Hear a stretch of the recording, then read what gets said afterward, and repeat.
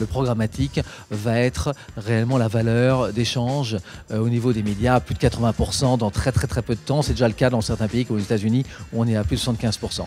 Ce qui est important, c'est de pouvoir s'adresser à des individus uniques, pas toujours d'une manière unique, mais de savoir à qui on s'adresse et pourquoi on s'adresse à ces gens-là. Ça permet, évidemment, d'avoir des campagnes beaucoup plus efficaces, de voir réellement quelles sont les véritables contributions de ces campagnes, et puis deux, à ne pas arroser de messages publicitaires des gens qui n'en ont pas besoin et qui ne sont pas réellement dans la bonne cible.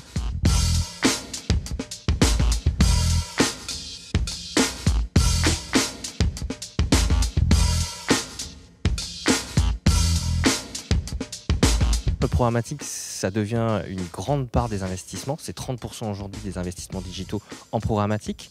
On a besoin aujourd'hui de ramener de la transparence dans le programmatique. Transparence dans les coûts de prestations, data, technologie, services, médias aussi. Le native advertising devient infiniment programmatique.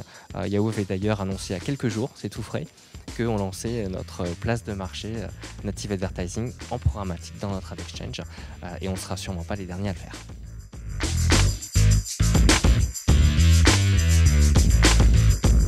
Le programmatique existe déjà depuis un nombre d'années, mais vraiment il est en train d'exploser et d'éclore depuis maintenant un peu plus d'un an et demi. L'un des enjeux sera la vidéo. Comment on fait comprendre et expliquer qu'on peut opérer des campagnes vidéo de façon différente que des campagnes display. Ça appelle à d'autres techniques. Parce qu'il est important pour Vidéologie de continuer à éduquer le marché sur le programmatique, de bien distinguer tout ce qui se passe dans le programmatique. C'est bien évidemment le display de la vidéo.